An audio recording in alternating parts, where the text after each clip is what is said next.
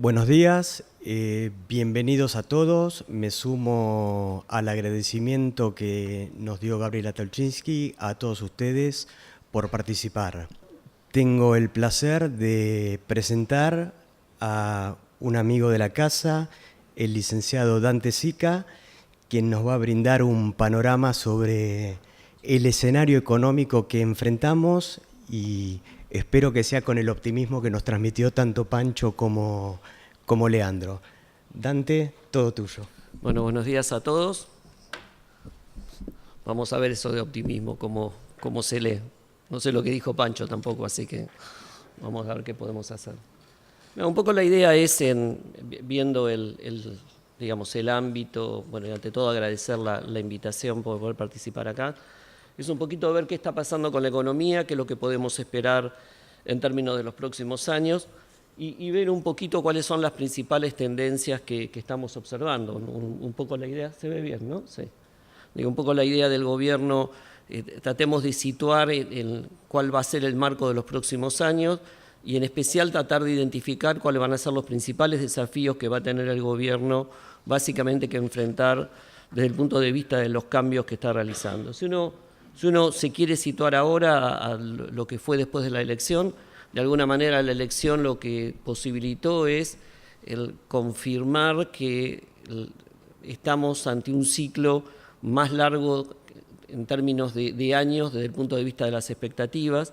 Digo, claramente tanto la elección de agosto como la elección de octubre le dieron y confirmaron al gobierno fuerte gobernabilidad, independientemente de que no tenga mayorías en ninguna de las dos cámaras, la definición o la configuración de lo que fue el resultado electoral le permite poder generar la agenda y si uno lo mira a partir del 30 de octubre, después de lo que fue la reunión que se dio a la semana de las elecciones en el CCK, de alguna manera el gobierno no solo planteó la agenda, sino que puso el mapa o la hoja de ruta para los próximos años en términos de reforma de la economía. Entonces creo que consolidó la gobernabilidad por parte del gobierno, dándole la posibilidad de fijar agenda, definió el horizonte temporal de planeamiento, ya tenemos un horizonte casi seguro de 6 años. Piensen que antes de las elecciones había mucha gente que pensaba que esto era un ciclo de 4 años y por lo tanto aquellos sectores que estaban enfrentando cambios de régimen de política económica de alguna manera también podían estar resistiendo ciertos cambios. Creo que hay una chance de un ciclo de 8, contando los 2 que pasaron. Y yo les decía la configuración, el gobierno ganó en casi el 80% del PBI nacional, por lo tanto en los sectores, si quieren, más dinámicos de la economía, que de alguna manera fijan expectativas en función de eso. Creo que la elección también logró, si quieren, alinear las expectativas políticas junto con las económicas, en términos de que bajó fuertemente la incertidumbre. Quizás la de agosto bajó la incertidumbre de corto en materia financiera, la elección de octubre bajó mucho la incertidumbre de mediano plazo, en función de las chances del gobierno de poder llevar adelante los cambios en política económica que de alguna manera había definido. Si uno mira o observaba el gobierno cuando asumió, planteó un giro casi de 180 grados en la política económica que estaba direccionado en 2 campos. Por un lado, todo lo que tenía que ver con el proceso de, si quieren, de ajustar la herencia, todo lo que era o es la normalización de los mercados, volver a tener una macro equilibrada, el cambio de una política de gradualismo fiscal, reducción del déficit, metas de inflación, etcétera, y por otro lado empezó a plantear la idea de cambios o reformas económicas para un poco cambiar el régimen de la política económica, en especial lo que uno puede denominar, si quieren, cambio estructural.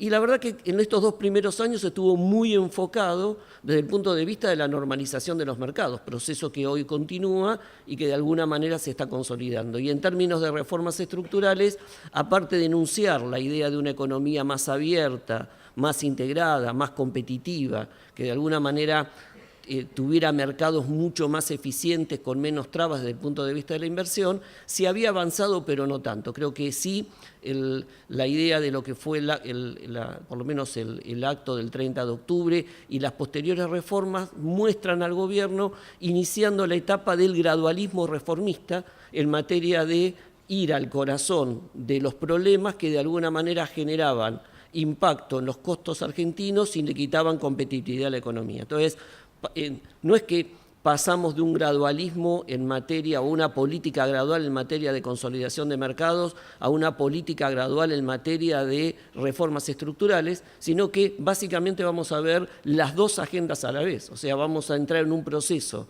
donde vamos a avanzar, o el gobierno va a avanzar en todo un paquete de reformas que que apuntan, si quieren, a los problemas de competitividad de la economía, sin tener que descuidar la macro. Entonces, claramente, los desafíos que se van a presentar en los próximos años me parece que van a ser bastante interesantes. Si uno mira lo que es eso, creo que hay, en ese campo, mirando un poco lo que fueron los 2 primeros años, hubo 3 cuestiones económicas que de alguna manera mejoraron o ayudaron al gobierno a lo que fue el resultado electoral, pero que también son buenas noticias desde el punto de vista de la recuperación y consolidación, pero empiezan a generar algunas preocupaciones colaterales o algunos, si quieren, puntos amarillos que uno tiene que observar en la macro. Entonces, cuando uno mira el primer desafío es cómo mantener y cómo mejorar y cómo seguir profundizando los resultados que se han obtenido en materia económica, pero teniendo en cuenta o administrando, gerenciando esos problemas colaterales que de alguna manera vamos a tener. Si uno hace un repaso en los factores positivos, claramente la economía, y después vamos a hacer un repaso por los números, está en un proceso de expansión generalizada a distintas velocidades. Sin embargo, hay una preocupación desde el punto de vista de un efecto colateral, que estamos en un marco de un creciente o un aumento de lo que es el desequilibrio externo, ¿no? La cuenta corriente, tenemos un déficit en cuenta corriente de casi 4,5 puntos alrededor del PBI. Por otro lado, el proceso de desinflación continúa, más lento de lo esperado, incómodo todavía para los valores que había puesto el gobierno, pero genera un efecto colateral. Tenemos altas tasas de interés necesarias para poder romper esa inercia inflacionaria que están generando presiones alcistas sobre el tipo de cambio. La otra cuestión importante ha sido el resultado de la política fiscal.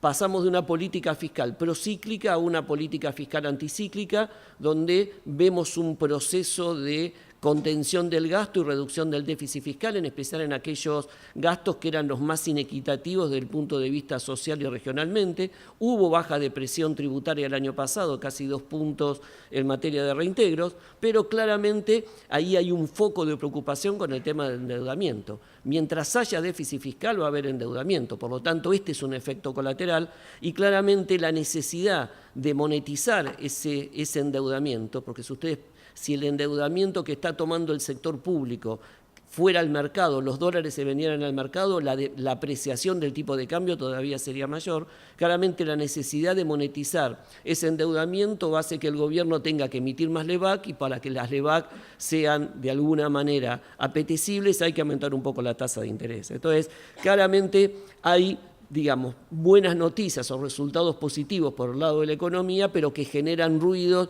o generan preocupaciones básicamente en la transición. ¿Cuál es una buena noticia para este esquema gradual, tanto en las reformas macro o en la consolidación macro como en las reformas más estructurales? Es que la música en el mundo sigue sonando. ¿Qué quiero decir? Que estamos ante un mundo que tiene condiciones externas favorables para esto. Acceso al endeudamiento muy abundante y con rendimientos bajos, y cada vez la tasa de interés a los cuales se endeudan los países de la región es más baja, en especial el caso de Argentina. El mundo va a crecer, en especial los emergentes están creciendo a un ritmo sostenido, con una tracción muy fuerte inclusive de India, que aparece como nuevo mercado emergente que tracciona. Precios de los commodities históricamente altos y estables, no se ven un horizonte de baja, tampoco se ve un horizonte de los picos que vimos en el periodo anterior. Y la mejor noticia para Argentina es que Brasil dejó de caer y el año que viene va a crecer, ¿no? Cuando uno mira desde el punto de vista del impacto que esto tiene sobre la demanda de nuestros productos, en especial para el sector industrial y las denominadas economías regionales, me parece que es bueno. Entonces, claramente, la buena noticia, si quieren, es que el contexto favorable es propicio como para que el gobierno pueda mantener esta política gradual. Y el segundo desafío que va a tener que enfrentar es cómo conciliar la velocidad de las reformas, de alguna manera, con los requerimientos de la macro, ¿no? Todos, de alguna manera, quieren o queremos desde el punto de vista del sector privado que la presión tributaria baje más rápidamente. Ahora, si el déficit fiscal va a bajar en forma gradual, la restricción a que la presión tributaria baje más rápidamente es básicamente el déficit fiscal. Y a la vez queremos que el gobierno no se endeude más. Ahora, todo a la vez no se puede hacer. Siempre el chiste que hago acá es, esto es como en la vida, ¿no? Trabajar, estar en pareja y ser feliz, las tres cosas no se pueden, ¿no? Uno tiene siempre que optar en ese sentido y de alguna manera es lo que el gobierno de alguna manera está haciendo. Vamos a ver unos números muy rápidamente con respecto a estos desafíos. Yo les decía, la economía está en proceso de expansión ya generalizada. Acá ya no hablamos de brotes verdes, ¿no? Digo, lo que estamos viendo es una economía en proceso de recuperación. Esto es el EMAI, estimador mensual de actividad económica, es un proxy del PBI, pero claramente es una muy buena aproximación. Observen que está creciendo ya trimestralmente a una velocidad de casi 4,5, este año va a terminar alrededor de 3%. Pablo estaba muy preocupado recién, me preguntaba por qué él tiene bonos cupón de PBI, por lo tanto quería que crezca un poquito más. En marzo se va a develar esa incógnita de cuánto está creciendo por arriba de 3, quizás un poquito por arriba de 3 esté, pero ya consolida ese piso de recuperación. Por otro lado, estos son números de agosto, está por salir el indicador ya de septiembre en los próximos días, no va a dar muy diferente a lo que estamos observando ahora. Fíjense, todas las actividades crecen, solo hay una actividad hoy que en términos agregados está cayendo, que es petróleo, que viene de una caída y una estabilización del precio internacional. En Argentina se había retrasado un poquito por lo que había sido el mantenimiento del subsidio sobre el precio del petróleo. Hoy están igualados precio nacional, precio internacional.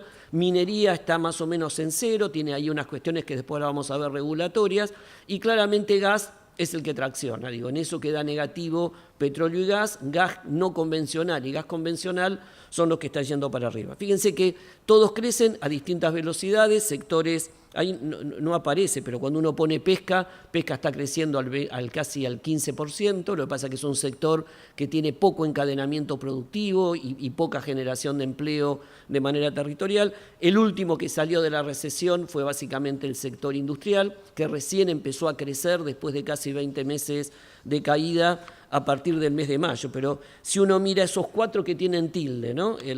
Si tomamos el tema de construcción, el tema de intermediación financiera, tomamos la construcción, estamos viendo casi el 60%, y energía, estamos viendo casi el 60% del crecimiento del PIB, están explicados por esos sectores. Yo les decía, recuperación del nivel de actividad, expansión generalizada, después vamos a ver algunos sectores que todavía están un poco retrasados, efecto colateral, el balance comercial. Digo, las IMPO se recuperan más rápidamente que las EXPO todavía tienen una cierta reacción un poco más lenta. Acuérdense, la elasticidad de las importaciones es alta. Argentina, por cada punto que crece el PBI, crecen 3 puntos las importaciones, y a su vez tenemos un proceso de crecimiento de las IMPO por demanda del sector industrial, y las importaciones se están volviendo al nivel natural después de 5 años de cepo cambiario. Argentina, en general, tiene una relación importaciones sobre el PBI entre el 15 y el 17%. En el cepo, esa relación fue de entre el 9 y el 10%. Entonces tenemos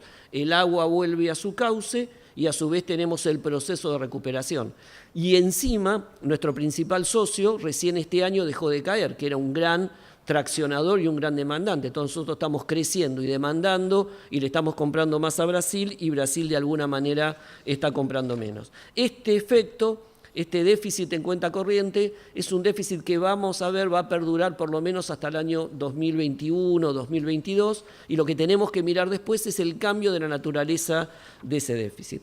El segundo factor que jugó a favor en estos 2 años del gobierno es el proceso de inflación. Estamos en un proceso de desinflación que parece que se amesetó un poquito estos meses, pero claramente vamos a ir a meses donde el gobierno tiene que seguir aumentando o a seguir ajustando tarifas públicas. Digo, la inflación hoy está bajando, la estimación para el año que viene del mercado es que va a estar alrededor del 16%, muy por encima todavía de lo que están diciendo las metas de inflación. Y la verdad que si uno mira la tendencia, claramente todas las variables nominales se están moviendo a una velocidad más compatible de una inflación de 24% que una inflación de 17%. O sea, no es un tema que debería preocuparnos, no estamos ante un rebote inflacionario. Lo que estamos es ante una baja más lenta de lo esperada por distintos factores. El primero que tienen que tener en cuenta es un factor cultural. La Argentina en los últimos 50 años tuvo una inflación promedio del 70%. Entonces, todos nosotros tenemos incorporados pautas inflacionarias en los contratos, aunque estaba prohibido por la ley de convertibilidad, todos los contratos de alguna manera están indexados y están en proceso de desindexación. Segunda cuestión, estamos en una etapa todavía de transición. Si uno mira todas las variables nominales, en general la nominalidad de la economía está, digamos, corriendo a una velocidad del 30 a la baja. Masa monetaria está creciendo casi al 30, directa o indirecta. Salarios promedio en este segundo semestre contra el segundo semestre del año pasado están creciendo en términos nominales al 30. Gasto público está alrededor del 28. O sea, todas las variables nominales son más compatibles con una inflación de 24 que de 17. Y el tercer elemento es que todavía hay cierta dominancia fiscal. El fisco, si bien no en forma directa, piensen que en el 2015 el Banco Central financió el 90% del déficit con emisión monetaria del sector público. Este año va a financiar menos del 30%. Ahora, claramente hay una emisión secundaria que es comprar los dólares que tiene que estar tomando la tesorería y eso de alguna manera presiona un poco, pero me parece que todavía vamos a una tasa, digamos, a un proceso de desinflación. Recuerden que el otro elemento también importante es que estamos en un proceso de desinflación teniendo que hacer ajustes de precios relativos de una vez en el sector de tarifas públicas, los cuales van a continuar seguramente durante todo el año pasado. Y el efecto, si quieren, colateral de esta inflación, ¿no? Este piso que es difícil de quebrar, es claramente la dureza de la política monetaria, en especial con la tasa de interés, que genera hoy una ventana de oportunidad financiera importante, pero que si todos son, y si nuestras expectativas es de una baja de la inflación, es una ventana temporal, ¿no? Claramente no esperemos baja de la tasa de interés hasta entrado el segundo trimestre del año que viene, porque es lo que de alguna manera tiene el rezago la política monetaria como para poder quebrar. Cuando veamos que la inflación núcleo está mucho más cerca del 1%, y eso me parece que vamos a estar viéndolo allá por el segundo trimestre, vamos a empezar a ver recién ahí que la política monetaria seguramente se va a empezar a aflojar un poquito. Mientras tanto, este impacto de la tasa de interés real altas, ustedes piensen que estamos en una tasa de interés real de casi 9%, ¿no? Porque tasa de 29 y una inflación ahora esperada a un año, o sea, noviembre contra noviembre, alrededor de 20, claramente nos está dando esa tasa de 9 puntos reales. Esa ventana, ¿qué hace? Genera una apreciación o una tensión sobre el tipo de cambio. Este es el tipo de cambio, la línea azul es el tipo de cambio de la Argentina de los últimos años a precios de hoy.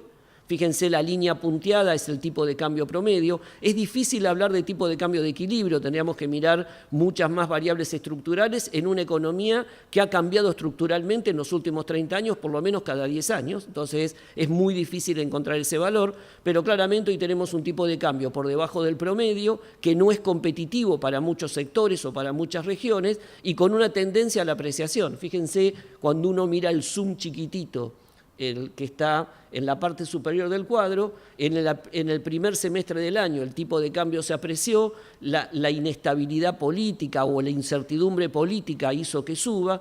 Cuando el mercado descubrió cuál era el piso y el techo de la votación de Cristina, el tipo de cambio de alguna manera también bajó. Y ya vamos a tener que pensar que este tipo de cambio real es el tipo de cambio real de por lo menos los próximos 2 o 3 años. Entonces, todas las ganancias de competitividad, y esto hay que grabárselo a fuego, todas las ganancias de competitividad de la economía no van a venir por precio, van a tener que venir por las mejoras de los factores reales. Y para ustedes que son, en general, están en el mercado de leasing, esta es una muy buena noticia, porque lo que necesitan las empresas para ser más competitivas es bienes de capital. Así que empiecen a vender con respecto a eso. La otra cuestión, yo decía, importante que había contribuido, tiene que ver con el tema fiscal.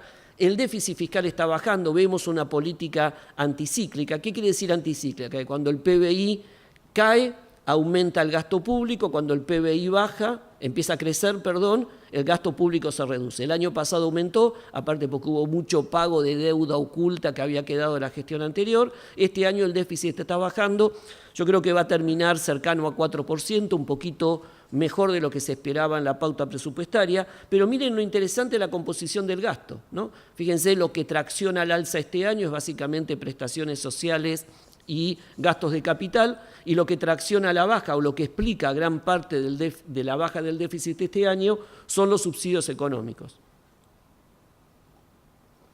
Ahora bien, esto claramente es importante porque ya empieza a plantear el desafío para mantener esta tensión fiscal el año que viene. ¿Por qué? Porque los subsidios económicos a la luz, al gas, a la electricidad, que en especial los que vivimos en Capital y Gran Buenos Aires disfrutamos durante los últimos 12 años, claramente eran el 15% del gasto público en el año 2015. Este año son el 7%. Entonces, el esfuerzo para seguir explicando la baja del déficit solo por los subsidios económicos va achicándose.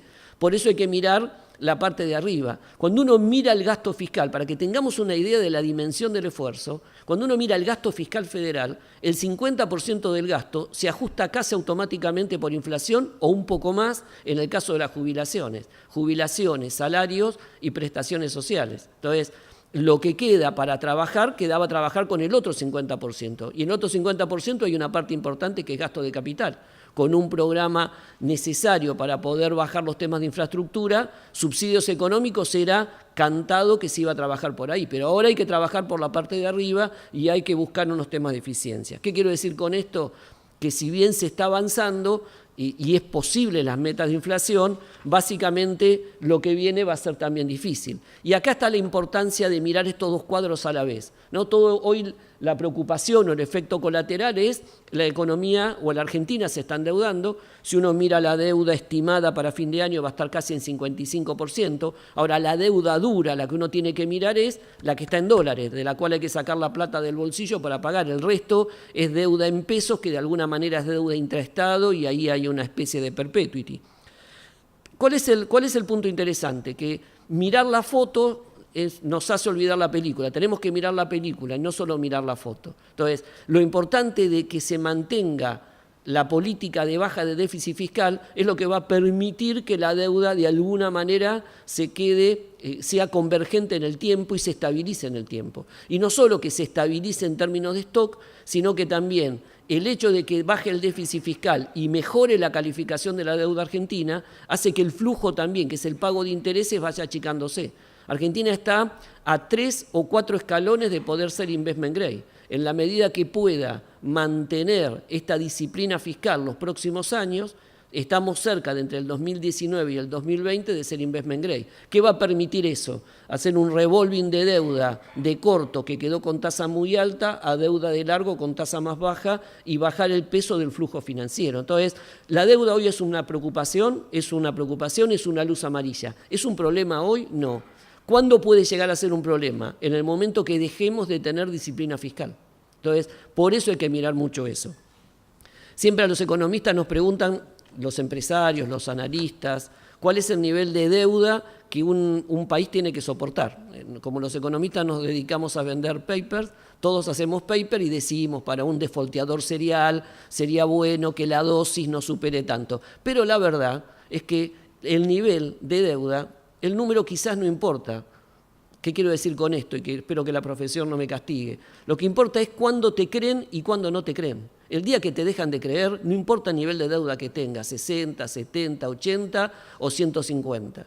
¿Y cuándo te dejan de creer? Cuando no cumplís con las reglas fiscales. Cuando, si el año que viene el déficit fiscal en vez de ser 3,2 es 4,2, uy, pero ¿qué pasa? Bueno, viste, no pude, gané las elecciones, pero después la reforma. Y si en el 2019 el déficit en vez de ser 2,2 vuelve a ser 4,2, entonces ahí el nivel de interés aumenta hasta que un día el chorro se acaba. Y si nos acordamos todos los que tenemos memoria, en el 2001 nos pasó eso, ¿no? Digo, la contracara de este endeudamiento o la otra parte del endeudamiento es básicamente el tema de las LEVAC. Por eso todo hay que mirar, por eso el tema fiscal es tan importante. Fíjense que toda la monetización de los dólares que hay que hacer del endeudamiento que toma en la tesorería es el aumento de las LEVAC. Entonces la pregunta es, ¿hoy las LEVAC son peligrosas? Y es una luz amarilla. La pregunta es, ¿puede ser que explote? No creo que explote en el corto plazo. ¿Puede explotar? Va a explotar si el déficit no baja. porque la señal que estamos dando es que las LEVAC van a seguir creciendo. Por lo tanto, aquellos que compran LEVAC, en vez de tomar LEVAC a 180 días, van a querer LEVAC a 35. Si el gobierno le hubiese ido mal en la elección, las LEVAC se estarían canjeando a una semana o a 3 días. Digo, cuanto más confianza hay en la política económica, más largo es el plazo que las LEVAC pueden ir y más tiempo tiene el gobierno de desarmarla. ¿Y esto cómo se desarma? Con crecimiento y baja del déficit. ¿Por qué? Porque las LEVAC en el fondo son emisión futura, ¿no?, que está retenida. Por lo tanto, en la medida que el déficit fiscal baje y la economía crezca, las LEVAC se disuelven en el tiempo. Por eso también la percepción que cada uno de los analistas tenga con respecto al futuro es la recomendación que hace con respecto al presente. Si yo pienso que esto va mal, yo lo que te digo es tomar posiciones de corto y las LEVAC es un problema. Si uno piensa que el gobierno puede mantener, lo tiene que ver. ¿Cuál es el punto de inflexión para todos nosotros? Creo que es el 2018. El 2018 es un año donde el gobierno va a demostrar si entramos en un camino más consistente y sostenible o entramos de nuevo en el famoso tobogán de la Argentina que cada 3 años volvía a tener una crisis cíclica. Por eso es importante mirar el segundo desafío. Y el segundo desafío, si quieren, es cómo esta estrategia gradualista con la necesidad de avanzar en reformas se concilian con los requerimientos de la macro de corto. Entonces, por un lado, hay reformas tributarias, reforma fiscal, reforma del mercado de capitales, que son reformas graduales. Por lo tanto, si son graduales, la competitividad también va a mejorar en términos graduales. No va a ser mañana, no va a ser la mágica de la devaluación. Nos levantamos a la noche no competitivos y nos levantamos a la mañana competitivos. Entonces, hay que gestionar la transición. Y la transición, si quieren, son 3 campos en los cuales hay que mirar. El primero es que durante los próximos años, 2 años por lo menos, vamos a convivir con una competitividad sistémica baja, con un tipo de cambio, si quieren, apreciado. Entonces, ese es un tema. ¿Y cuál es el desafío del gobierno? Que el tipo de cambio no se aprecie más para que no se coma los pequeños brotes verdes de la competitividad. Acuérdense que a partir de ahora vamos a hablar de brotes verdes de la competitividad. Entonces digo, lo que tiene que hacer el gobierno es sostener el tipo de cambio para que no se coma las mejoras de competitividad graduales que vamos a tener en los próximos 2 años. Segundo, yo les decía, es difícil pensar que el déficit externo pueda ser eliminado antes del 2022 o 2023. ¿Por qué? Por distintas cuestiones, porque hoy hay sectores que son exportadores y grandes aportadores de divisas que están en una situación stand-by recuperándose, como es el caso de la minería. Hasta que no se manejen o se resuelvan algunas cuestiones regulatorias, hay muchos proyectos que están parados. Porque el sector energético, acuérdense que en el año 2005 el sector energético aportaba el 50% del superávit comercial. Y en el 2009 eran 8.000 millones de dólares deficitario y restaba dólares al balance comercial. Entonces, hasta que no tengamos un mayor desarrollo del sector energético, en especial de vaca muerta, es un sector que hoy sigue restando divisas y no aporta. Tercero es que no lo tenemos a Brasil, o no lo teníamos a Brasil hasta la segunda mitad de este año, que traccionaba más a la baja que de alguna manera al alza. Entonces, creo que ahí lo que tenemos que mirar es que el déficit externo vamos a convivir. Lo que tenemos que tratar de ver es 3 cosas ahí, o 2 cosas si quieren. Primero es que no crezca más, que se mantenga, que empiece a reducirse. Y segundo, que cambie la calidad del déficit externo. ¿Por qué?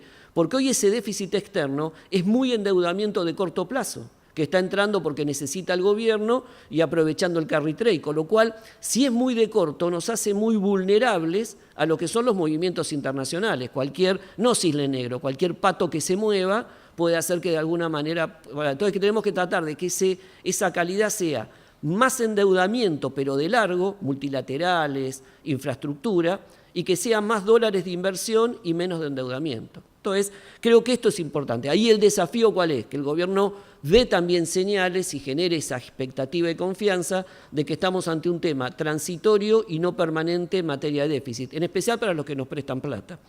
Y por último, mientras haya déficit fiscal va a haber endeudamiento. Digo, y esto es así y no hay otra forma de resolverlo. Por lo tanto, si quieren, ahí hay varios temas que el gobierno tiene que mirar. Por un lado tiene que cumplir con las metas fiscales decrecientes para que la deuda se haga sostenible en el tiempo, primera cuestión. Y segundo, hay que consolidar el programa de metas fiscales aún con condicionamientos fiscales. O O sea, tratar de mejorar y mantener esa expectativa de baja de la inflación en términos de lo que pueden ser los condicionamientos fiscales. Y a todo si quieren, menú de desafíos que tiene el gobierno en materia económica, tiene uno político, que tiene que lidiar en la puja entre sectores ganadores y perdedores de los cambios estructurales. Y esa es no menor, lo estamos viendo en los últimos 15 días en las discusiones de los acuerdos por los cambios en la reforma laboral, en la reforma impositiva, en la reforma al mercado de capitales. Entonces, claramente hay sectores que los cambios regulatorios que pueden beneficiar al conjunto, en algunos casos pueden perjudicar a algún sector o a alguna región. Por lo tanto, hay que administrar también esos conflictos. Y encima hay que crecer, ¿no? Todo esto. Entonces, si uno mira, me parece que es clave mirar lo que tiene que ver con la agenda de cambios que vamos a ver por delante en los próximos años, y me parece que todos están apuntados a la mejora de la competitividad sistémica. Entonces yo diría, el foco de la política económica, y esto me parece que está puesto en la dirección correcta, está yendo a bajarlos, a trabajar sobre los temas que impiden la mejora de la competitividad. El primero, claro, es la inversión en infraestructura. Si uno mira los programas de inversión en materia ferroviaria, en materia vial, con la inclusión del PPP, también es un dato importante para trabajar en el sector construcción. Está cambiando la modalidad de la ejecución o la contratación de obra pública en Argentina, con casi todo el aumento de obra pública se va a hacer a través de instrumentos de financiamiento a mediano plazo o PPP, donde las empresas van a tener que traer el financiamiento. Por lo tanto, ahí va a haber fuertes necesidades de equipamiento, etcétera, pero cuando uno mira, va a haber una fuerte expansión. Piensen que en el presupuesto del año que viene, la inversión en infraestructura productiva y social es casi de 3.6, 3.7 del PBI contra 2.6 del PBI que lo teníamos este año. Segundo, ese es todo el programa de reformas, la batería de reformas, ¿no? La idea es menos distorsiones, eliminar distorsiones, incentivar un poco más el empleo y en general es una reforma apuntada a todo lo que tiene que ver al tema de inversión. Un tema importante es simplificación administrativa y normativa. Hay una burocracia que genera costos que que son costos que tienen que pagar las empresas y que quizás no son costos impositivos, pero son costos regulatorios que encarecen todos los trámites, desde todo lo que tiene que ver con las ventanillas de comercio exterior o mucha simplificación administrativa. Yo siempre pongo un ejemplo, que hay un amigo del sector automotriz, había una norma o hay una norma todavía, el gobierno la está por anular, que se tiene que mirar el número de motor y el número de chasis de todos los autos que importamos, ¿no? ¿Por qué? Para que no haya autos mellizos. Cuando eso lo resuelven, cuando van al padrón. Entonces, en todo el mundo, ¿cómo se hace? Se hace por muestreo, se toma un auto del lote y se verifica. Acá se hace auto por auto y se hace de 9 de la mañana a 2 de la tarde, ¿no? Porque ese es el horario. Y como lo hacen 4 o 5 personas y cuando llueve, no, porque te mojás. Entonces, los días de lluvia, entonces, un trámite que debería durar un día, dura hasta 10 o 15 días según el volumen y la magnitud. Entonces, si quieren que el auto salga más rápido, hay que pagar horas extras, ¿no? Entonces, esto, ¿por qué lo digo? Porque en Argentina, un auto entre que llega al puerto y va a la casa de nuestros amigos concesionarios, tarda en promedio 25 días parado en el puerto de la terminal Zárate. En Chile, el auto entre que llega al puerto y va a la concesionaria son 48 horas. Entonces, hay alguien que lo paga, por lo general, ¿vieron el juego de la boca? Piensen quién es el que lo paga eso.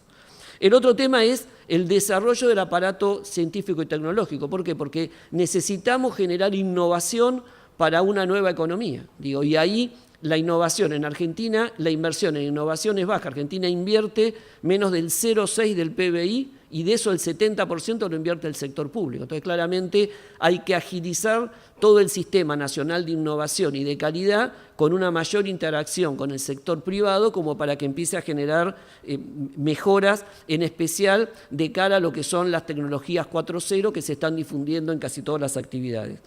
Y por último, o no por último, pero como quinto paso, avanzar en los procesos de integración regional. Sin comercio no hay inversión. Y Argentina es una de las economías, lo habrán escuchado repetidamente, que solo tiene acuerdos de comercio y libre comercio con el 9% del PBI.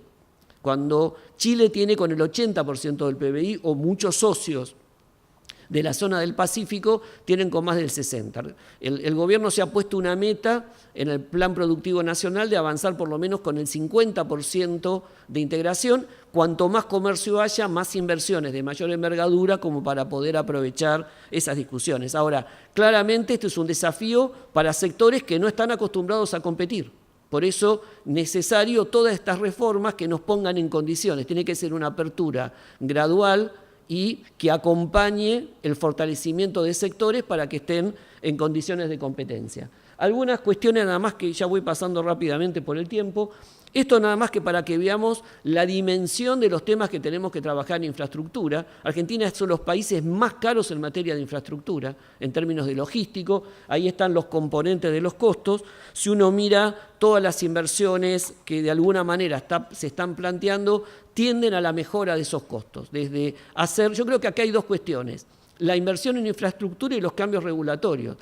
Podemos hacer mucho más eficientes las plataformas existentes, ¿no? Incorporando sistemas, sacando algunas pequeñas mafias que hay, evitando algunas regulaciones y que mientras madura la inversión en infraestructura. Si uno observa el paquete de reformas, yo les decía, me parece que hay hay 4 reformas acá planteadas, pero hay 3 reformas que van al corazón básicamente de los temas de competitividad y en especial que empiezan a delinear la tributaria y la fiscal, empiezan a poner y a reconfigurar las relaciones fiscales entre las naciones y la provincia, creo que de los últimos 25 años que se habían fuertemente deteriorado. Entonces creo que es importante porque también para los inversores le da mucha garantía. Provincias que mejoren la percepción de sus ingresos en forma automática, que tiendan a bajar el déficit fiscal y que eliminen impuestos distorsivos tan fuertes, como es el caso de ingresos brutos, es una garantía para el inversor de que mañana, cuando la provincia tenga un problema, no aumente de nuevo un impuesto para sacarle más plata y que te tira abajo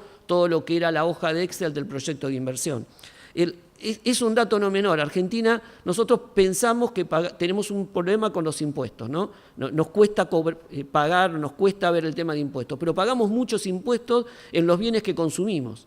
El promedio de un auto del precio de un auto es 45% impuesto.